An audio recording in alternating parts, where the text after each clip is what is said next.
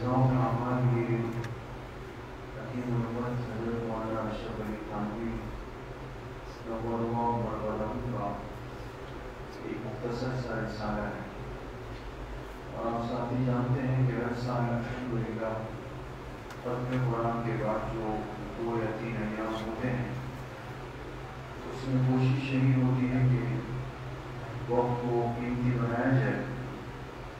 اس نسبت سے یہ بڑا ہی اہم رسالہ ہے۔ جزا کے معنی آتے ہیں بدلے کے، اعمال جو انسان اپنے جسم سے زبان سے ادا کرتا ہے، انسان کے اعمال کا اس کو کیا بدلہ ملے گا؟ یاد رکھیں ایک بدلہ تو وہ ہے جو اللہ پاک نے آخرت کے دن کے لیے رکھا ہے، اور وہ ہمارے ایمانیات کے اندر شامل ہے کہ مومن آخرت میں جنت میں جائے گا، کافر آخرت میں جہنم میں جائے گا، یہ بدلہ کہلاتا ہے۔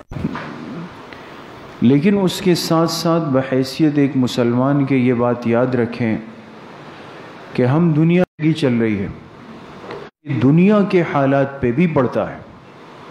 یہ دنیا میں جو ہم بعض دفعہ مختلف قسم کے حالات کا سامنا کرتے ہیں، اس کا سبب بھی ہماری دوسری بات یہ کہ کیا اثر پڑتا ہے، کیا نقصان ہوتا ہے، کیا پریشانی انسان کو لگ جاتی ہے۔ آپ علیہ الصلاۃ والسلام کی مجلس کہ جس کا نتیجہ اس دنیا میں تم اپنی آنکھوں سے دیکھ لو گے۔ 5 باتیں آپ علیہ السلام نے حدیث میں بیان فرمائے۔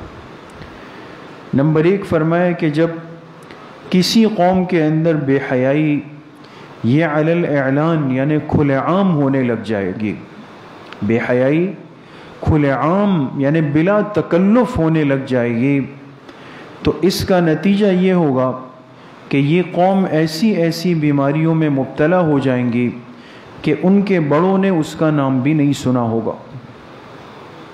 اب ہمارے لیے تو یہ بات بالکل سورج کی طرح بالکل واضح ہے۔ جن حالات سے آج کی دنیا گزر رہی ہے، کبھی ڈینگی ہے، کبھی کرونا ہے، کبھی کونگو ہے، کبھی فلاں ہے، یہ وہ عجیب و غریب نام ہے جو آج سے پہلے ان بزرگوں سے پوچھیں کبھی یہ چیزیں نہیں تھیں۔ اب ایک وائرس کے بعد دوسرا وائرس ہے، اس کے بعد تیسرا ہے، پھر کہتے ہیں اس کی پہلی لہر ہے، یہ دوسری لہر ہے، یہ تیسری ہے، آگے آنے والی اس سے بھی خطرناک ہے۔ یہ کیا ہو رہا ہے؟ انسان نے قانون فطرت کے ساتھ مذاق کیا۔ ہم نے یہ سمجھا کہ شاید ہم نعوذ باللہ اپنے اس ننگے پن پر اتریں گے، بے حیائی کریں گے اور کچھ بھی نہیں ہوگا، کچھ بھی نہیں ہوگا۔ جس نے روک ٹوک کی اس کو لعن طعن کا نشانہ بنایا کہ جی یہ تو ہماری آزادی کو سلب کرنا چاہتے ہیں، ہمارے حقوق سلب کرنا چاہتے ہیں۔ اور کس دین نے جو ہے منع کیا ہے کہ بھئی عورت یہ نہیں کر سکتی، مرد یہ نہیں کر سکتا؟ یہ ساری چیزیں ہم ایک اسلامی ملک میں، اور اسلامی ملک بھی وہ جو ایک طویل قربانیوں کے بعد حاصل ہوا ہے، ایسے نہیں ملا ہے، اس کے پیچھے ایک بڑی داستان ہے۔ اس ملک میں آج وہ حالات سامنے آنے لگے کہ عورتیں جو ہے وہ سرعام نعوذ باللہ بے حیائی پر اتر آئی، ہر جگہ پر بے پردگی کا ماحول بنا، ہر جگہ عورتیں کھلے بال کھلے سر اس طرح گھومنے پھرنے لگ گئی، اور اس چیز کو ہم نے باقاعدہ اپنی زندگی کا ایک حصہ بنایا۔ جس نے اس زندگی کو اختیار کیا تو کہا یہ کھلے ذہن والے لوگ ہیں۔ جن عورتوں نے برقع پہنا کہا یہ محدود سوچ والے لوگ ہیں۔ یہ فطرت کے ساتھ مذاق ہو رہا تھا، اللہ پاک نے دکھا دیا کہ جب ہماری فطرت اور قانون کے ساتھ کوئی مذاق کرتا ہے تو پھر ہم ایسی ایسی وبائیں اور بیماریاں مسلط کر دیتے ہیں۔ اس لیے میرے عزیز و دوستو بزرگوں، یہ وبائی صورتحال من جانب اللہ ہے، اللہ کی طرف سے ہے، آئی اللہ کی طرف سے ہے، ختم بھی اللہ کی طرف سے ہوگی۔ ہمیں ضرورت ہے اسباب کو سمجھنے کی کہ اس کا سبب کیا بنا، اس سے توبہ کرنی اجتماعی طور پہ ضروری۔ دوسری بات آپ علیہ السلام نے پھر فرمائی کہ جب کوئی قوم ناپنے تولنے میں کمی کرنا شروع کر دے گی تو نتیجے میں اللہ پاک ان پر ظالم حکمران مسلط کر دیں گے۔ ناپ تول میں جب کمی ہوگی.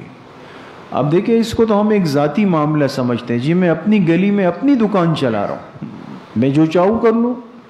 ذرا سا خریدار اور کسٹمر کی آنکھ دائیں بائیں ہوئی اور یہاں میں نے ڈنڈی مار دی, کام کر لیا. اب کتنی ڈنڈی ماروں گا؟ 1 پاؤ, آدھا پاؤ, آدھا کلو. اس 40 روپے اور آدھا کلو کے لیے میں نے کیا کیا؟ اپنی ساری کمائی کو مشکوک بنا دیا, اور میں اللہ پاک کی نظر میں مجرم بن گیا. اس خریدار کا حق اپنی گردن پہ لاد دیا.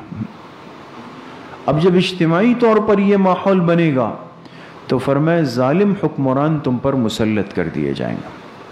ہم اپنے کرتوتوں سے توبہ نہیں کرتے, پھر بعد میں روتے ہیں کہ جی ایسا ہو گیا, جی ایسا ہو گیا, جی ایسا ہو گیا. یہ سب حکمرانوں نے کر لیا, یہ ریاست مدینہ کی بات کرنے والوں نے کر لیا. انہوں نے ریاست مدینہ کہہ کر غلط کیا, اور ہم نے کیا کیا ہے؟ ہم بھی تو بہت کچھ دعوے کرتے ہیں کہ ہم مدینے والے کے فلاں ہیں اور ہم مدینے والے کے فلاں ہیں. یہ جملے تو ہم نے بھی انفرادی طور پہ بولے نا, یہ دعوے تو ہم نے بھی کیے ہیں. وہ غلطیاں جو آج بڑے کر رہے ہیں وہ ہم کر چکے ہیں پہلے. اس لیے ہماری تجارتی منڈیوں میں, کاروباری معاملات میں جو گڑبڑ چل رہی ہے وہ آپ حضرات ہم سے زیادہ جانتے ہیں. کیا کچھ نہیں ہوتا ہے. ذرا سا آنکھ آپ کی دائیں بائیں ہوئی اور پیچھے جو ہے اس نے کمال دکھا دیا. تو یہ ناپ تول کی کمی کو ہم ذاتی فعل سمجھتے ہیں, لیکن نتیجہ اللہ پاک فرما رہے ظالم حکمران مسلط کر دیے جائیں گے. پھر تیسری بات آپ علیہ الصلوۃ والسلام نے فرمائی کہ جس قوم نے زکوٰۃ کو بوجھ سمجھنا شروع کر دیا تو اللہ پاک ان پر قحط سالی مسلط فرما دیں گے. قحط آئے گی. اور آگے فرمائے قحط کا یہ مطلب نہیں کہ بارش نہیں برسے گی, بارشیں تو برسیں گی, لیکن زمین جو ہے وہ اناج غلہ اگانا چھوڑ دے گی. اب بارشوں کی کمی تو نہیں ہے. اب جو بارشیں ہوتی ہیں وہ پہلے نہیں ہوتی تھی. اب تو بارشیں آتی ہے تو شہر ڈوب جاتا ہے, لوگوں کی دکانیں ڈوب جاتی ہے. اتنی زیادہ بارشیں تو پہلے نہیں تھی دوستو جتنی اب ہو رہی ہے. لیکن کیا سبب ہے کہ ہر چیز انسان کی پہنچ سے دور ہوتی جا رہی. اس لیے ایک بہت بڑا طبقہ وہ زکوٰۃ کے فریضے سے بالکل نابلد ہے, لا علم ہے, یا اگر دے رہا ہے تو ترتیب پہ نہیں دے رہا, بس اپنی ایک جان چھڑا رہا ہے کہ چلو بھائی کسی طریقے سے کر دو یار, کر دو.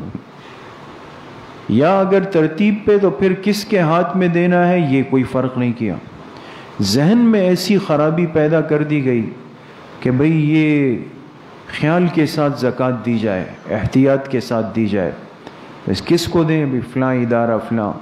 وہ 11 مہینے ناچنے گانے والے وہ 12ویں مہینے میں وہ زکوٰۃ جمع کرنے لگ جاتے. انہوں نے ادارے بنا لیے کہ ہم چیریٹی فنڈ چلا رہے ہیں, ہم ادارے چلا رہے ہیں. زکوٰۃ ایک دین کا حکم ہے. اگر کسی کو ان کے مسائل کا علم نہیں ہے, ترتیب کا علم نہیں ہے, آپ کی زکوٰۃ کے ساتھ کیا ہو رہا ہے آگے آپ کو کچھ بھی نہیں پتا.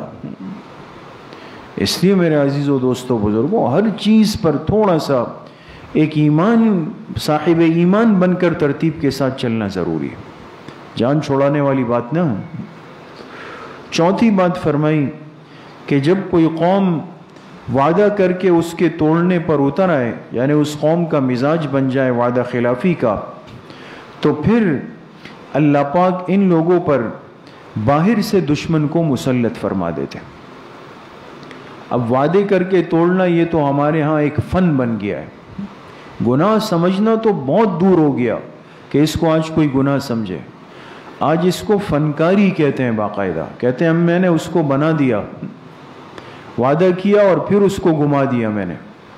یہ بھی باقاعدہ ایک فن کی حیثیت اختیار کر گیا. ایک ایمان والا آج یہ کہتا ہے.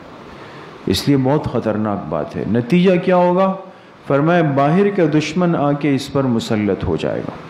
تو آج یہ جو ہم گلے کرتے ہیں کہ بھئی بیرون دنیا ہمارے معاملات میں دخل اندازی کرتی ہیں, فلاں کے ایجنٹ آ کر یہاں پر یہ کرتے ہیں, زیادتیاں کرتے ہیں, ظلم کرتے ہیں, دہشت گردی کرتے ہیں, تو خود اپنے معاملات کی اصلاح کی بھی ضرورت ہے دوستو. پانچویں بات آپ علیہ السلام نے فرمائی کہ جب تم اللہ کے احکامات کو ہلکا سمجھنا شروع کر دو گے تو اللہ پاک تمہارے آپس کے اندر اختلافات پیدا فرما دیں گے آپس میں. اللہ کے احکامات کو یہ امت ہلکا سمجھنے لگ جائے گی کہ بھئی اس کی تو کوئی زیادہ مسئلہ نہیں ہے اور حیثیت نہیں ہے اس چیز کی. جیسے آج کل ہوتا ہے، ہم صرف نماز روزے تک محدود ہو گئے ہیں دوستو، اور سمجھتے ہیں کہ دین کو 100% زندہ کر کے چل رہے ہیں. بہت سارے دینی معاملات پہ چھری چلا کر ہم اپنے آپ کو 100% کامل مسلمان سمجھتے ہیں. تو جب ہلکا لینا شروع کیا، فرمایا آپس میں اختلافات پیدا ہوں گے، آپس میں بھڑ جائیں گے.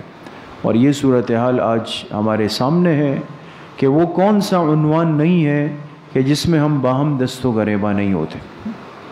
کبھی مذہب، کبھی مسلک، کبھی سیاست، کبھی قومیت، کبھی عصبیت. ہر مہینے کا عنوان الگ ہے. ایسا لگتا ہے جیسے ہمارا سوئچ بند ہوتا ہے پھر کھولا جاتا ہے، کوئی ترتیب پر ہمیں پیچھے سے چارج کرتا ہے، اور ہم جو ہے وہ بس اس مداری کے بندر کی طرح جو ڈگڈگی بجاتا ہے اور وہ اس پہ ناچنا شروع کر دیتا ہے. یہ شعور، یہ عقل، یہ ادراک کبھی اندر نہیں آیا کہ میں کس کے لیے استعمال ہو رہا ہوں. تو آپس کے اختلافات فرمایا پیدا ہو جائیں گے جب تم دین کے احکامات کو ہلکا لینا شروع کر دو گے. تو اب یہ ایک حدیث مبارکہ میں نے آپ حضرات کے سامنے عرض کی ہے، اور امید ہے کہ آپ حضرات نے اس کو سمجھا ہوگا اور غور کیا ہوگا کہ ایک انسان کے عمل کی وجہ سے کتنا بڑا اثر ارد گرد کے ماحول اور معاشرے پہ پڑ جاتا ہے. اللہ کریم مجھے بھی آپ سب کو صحیح عمل کی توفیق نصیب فرمائے.